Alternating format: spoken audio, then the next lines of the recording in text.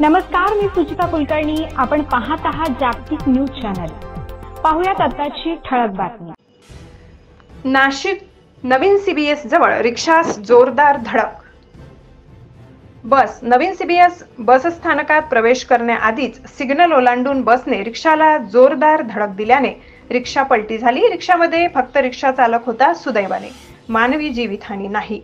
रिक्षा चालकाला जबरदस्त मार लागल्यामुळे त्याला उपचारासाठी रुग्णालयात पाठविण्यात आले. त्या ठिकाणी जागतिक मानवाधिकार सुरक्षा फेडरेशनचे पदाधिकारी, महाराष्ट्र युवा कार्याध्यक्ष दीपक मराठे, युवा सह उपाध्यक्ष गोविंद सोनवणे, नाशिक येथील सचिव श्री पंकज जैन यांनी ताबडतोब दखल घेऊन रिक्षावाल्याला हॉस्पिटलमध्ये घेऊन जाण्यास मदत केली.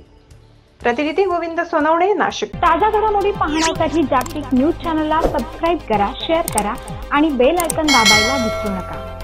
जागतिक न्यूज चॅनल सोबत रहा अपडेट. धन्यवाद.